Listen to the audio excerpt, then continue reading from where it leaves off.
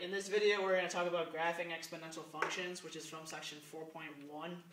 And the original equation for a function looks like this. It's a coefficient raised to the power of x. And how it looks in a graph, it looks like in this direction. Your points are going to be based on your coefficient. 2 points that are always on the graph, though, are 0, 1 automatically, and 1, b, which is this. This is b. So in this equation, 0, 1, and 1, 3 are your points.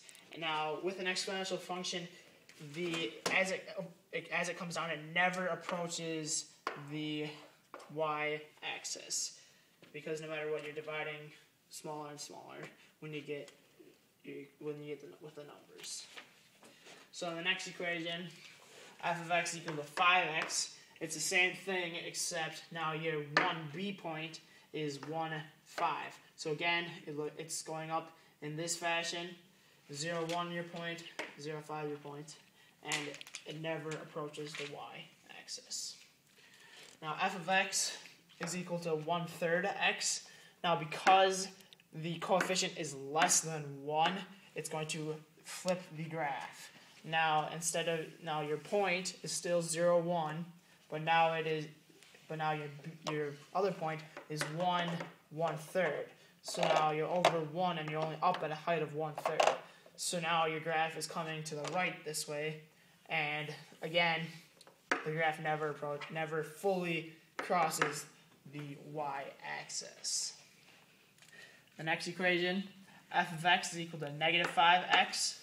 So now, because your equation is negative, it's going to flip the graph down. So your point is 1, now the points flip.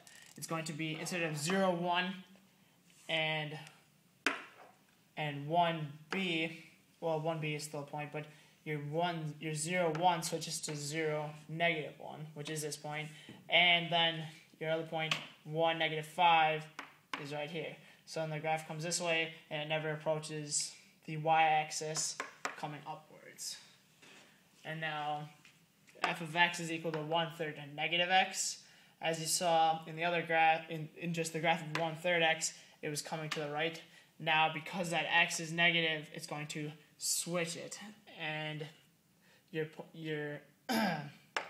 point is going to be 1, 3 for the 1b point, because it's negative. So you would multiply by the reciprocal, and you'd get 3.